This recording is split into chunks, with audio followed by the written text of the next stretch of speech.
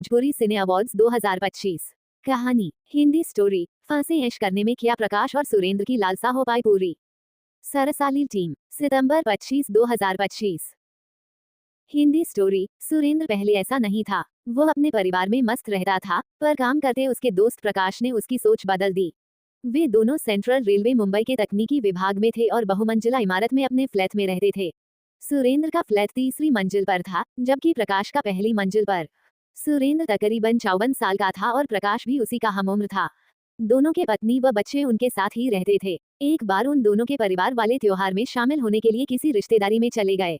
शाम को दफ्तर से लौटने पर दोनों बैठकर जाम चढ़ाते, फिर घूमने निकल जाते।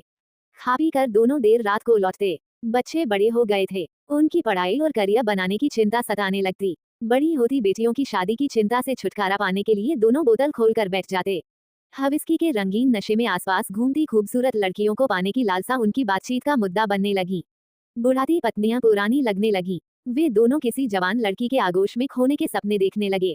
प्रकाश ने मौजमस्ती के लिए सुरेंद्र को राजी किया और एक कालगल को ले आया।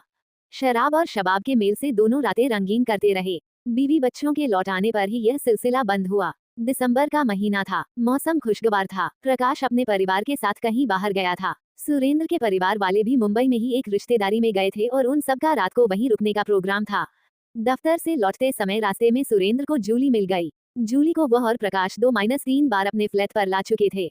जूली 35 साल के आसपास की अच्छी कदकाठी की खूबसूरत औरत थी, जो चोरी छिपे कालगल का धंधा करके 4 पैसे कमा लेती थी। लटके प्रश्नवाचक चिन्ह चकिए दिखाकर वह अपने कुछ चुने हुए ग्राहकों को संतुष्ट करने की कला बखूबी जानती थी, इसलिए उसकी मांग बनी हुई थी 500 रुपए और 2 बियर की बोतलों पर सौदा पक्का हुआ।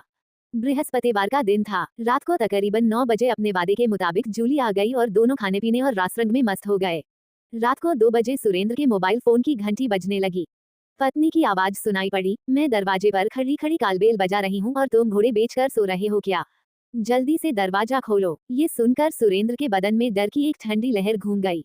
पत्नी और बेटी ने अगर जूली को देख लिया तो पत्नी तो हंगामा खड़ा कर देगी, बेटी को तो वह मुंह दिखाने लायक नहीं रह जाएगा। अड़ोस पड़ोस में जो बदनामी होगी सो अलग। सुरेंद्र ने जूली को तुरंत पीछे बालकनी से नीचे कूद जाने को कहा। कैसे? जूली घबराकर बोली। सुरेंद्र ने डबल बेड की बेडशीट उठाकर बालकनी की रेलिंग से बांधकर लटका दी, पर वह छोटी पड़ रही थी। उसने पत्नी की एक साड़ी निकालकर बेडशीट के निचले सिरे से बांधकर साड़ी लटका दी। अब उसका सिरा नीचे जमीन तक पहुंच रहा था। इसी चादर और साड़ी की रस्सी को पकड़कर तुम लटक जाओ और धीरे धीरे उतर जाओ, सुरेंद्र ने जूली को संप्रश्नवाचक चिन्ह ते हुए कहा। जूली ने वैसा ही किया। रस्सी से लटककर वह नीचे की ओर जाने लगी। ये देखकर सुरेंद्र ने राहत की सांस